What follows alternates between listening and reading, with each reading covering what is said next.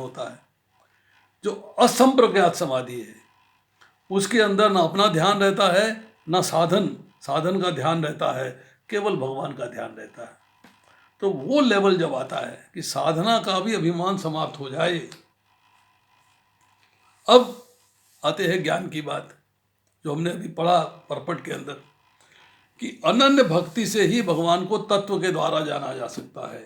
ज्ञातम द्रष्टुम च तत्वेन प्रविष्टम, अनन्य भक्ति से ही भगवान को तत्व के द्वारा जाना जा सकता है। अनन्य भक्ति से ही भगवान को देख सकते हैं, अनन्य भक्ति से ही भगवान को प्राप्त किया जा सकता है। ज्ञान होता है तो भगवान तत्व से जाने जाते हैं। यस, कृष्ण ही भगवान है, हमने तत्व जान लिया। पर भगवान कहते हैं कि वो अभी ज्ञान के मार्ग पे है, भक्ति के मार्ग पे नहीं आया है, इसलिए मैं उसे दर्शन देने के लिए बाध्य नहीं हूँ, दर्शन नहीं दूंगा।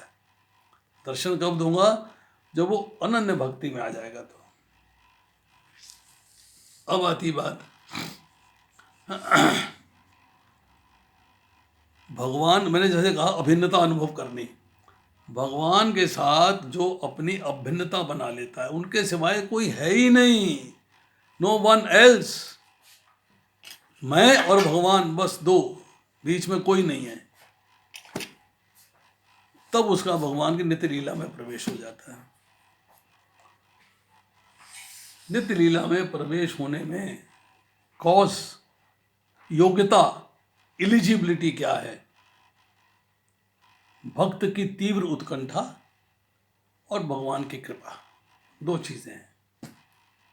नित्य लीला का मतलब है भगवान के धाम पहुंच जाना।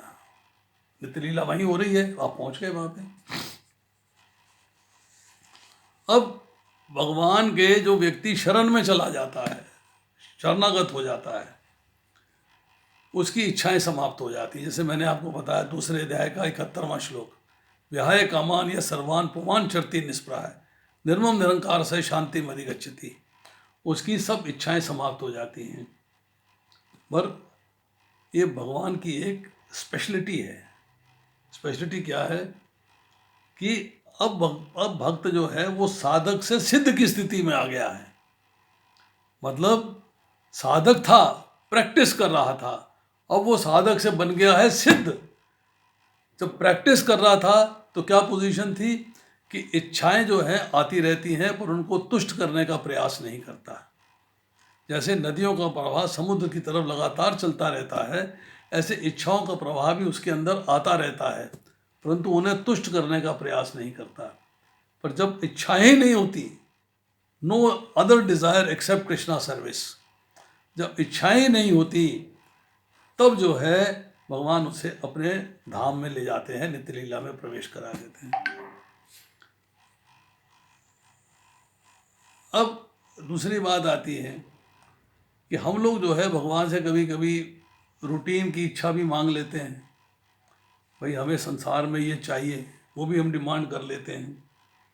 पर अगर कोई थोड़ी बहुत इच्छा है, परंतु पूर्ण रूप से भक्ति में लगा हुआ है, पूर्ण रूप से भक्ति में लगा हुआ है, तो वो साधक की हाईएस्ट स्टेज पे पहुंचेगा, अभी सिद्ध नहीं बनेगा, पर भगवान उसकी जो है वो इच्छा भी पूरी कर देते हैं।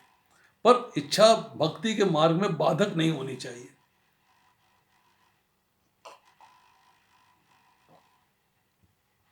इच्छा जो है भक्ति के मार्ग में बाधक नहीं होनी चाहिए।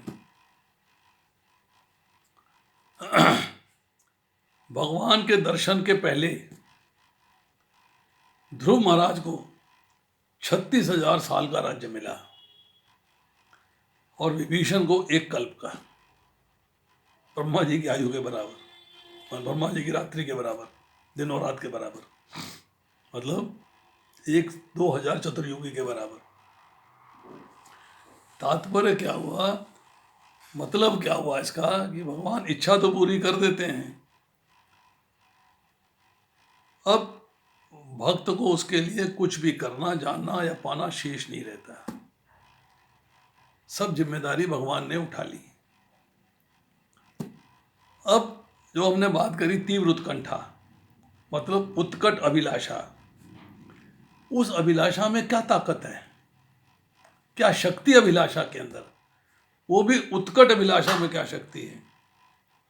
शक्ति ये है कि भगवान में भी भक्त से मिलने की अभिलाषा हो जाती है। अब पंढरपुर जाइए, भगवान पुंडरीक के द्वार पे चले गए, मैं इसको इसको देखा हूँ भैया ये क्या कर रहा है। गए तो थे लक्ष्मी जी को मनाने, मतलब रुक्मिणी जी को मनाने, परंतु वहीं पे जो है उसी के पास ही नदी की तुंगभद्रा नदी, जो चंद्रभागा नदी थी उसके किनारे जो है पुंडरीक का झोपड़ी थी, तो उसको भी मिला हूँ। तो भगवान के अंदर भी जब आप अनन्य भक्ति में आ जाते, भगवान कहते हैं मैं सुलभ हूँ। सुलभ है कि भगवान के मन में भी एक अभिलाषा आ जाती है कि भक्त से मिलाऊं जाके। अब भगवान की भी उत्कंठा हो गई और आपकी भी उत्कंठा हो गई, दोनों मैच कर गई, तो भगवान के धाम का रास्ता खुल गया कि भगवान अनंत सामर्थ्यशाली हैं, उनसे जैसा सामर्थ्य किसी के पास नहीं है। और जब भगवान की कृपा भक्त की तरफ उमड़ती है तो वो कृपा भक्त के संपूर्ण विघ्नों को दूर कर देती है, और तब भक्त की योग्यता अयोग्यता सब छुप जाती है, पाप कर्म भस्म हो जाते हैं सारे, और भगवान को परवश कर देती है और भगवान उसके सामने प्रकट हो जाते हैं। हमने कल सदना किसाई की कथा सुनाई थी, पंडित जी को प्रकट हो गए, अरे भाई तू मुझे कहाँ ले आया अपने घर, वो सदना कसाई के यहाँ छोड़ दे, मेरे से मांस तौल ले, वो ठीक है, उसका नेचुरल कर्तव्य है भाई, स्वाभाविक कम है कर्म उसका, उसको करने दीजिए। बट वो मेरा सारा दिन जप करता रहता है और तू तो कुछ भी नहीं करता है, आधा घंटा घंटा किया उसके बाद गायब हो गया। तो मुझे यहाँ बिठा गया अपना, आराम से फूल माला पहना दी, सामने फूल रख दिए, भोग लगा दिया, बात खत्म। तो भगवान जो है आपको किस तरीके से रेसिप्रोकेट करते हैं ये आपको देखना है। तो ये जो श्लोक है लंबा था, और इसके बाद जो है भगवद गीता का निचोड़, भगवद गीता का निचोड़ 55वां श्लोक है। 55वां श्लोक है, उसको भगवद गीता का निचोड़ कहते हैं। उसमें है साधन पंचक, भगवान को प्राप्त करने के, साधना करने के 5 चीज़ें हैं, साधन पंचक कहलाता है वो। उसकी चर्चा करेंगे अगली बार। आज इतना ही, शेष फिर।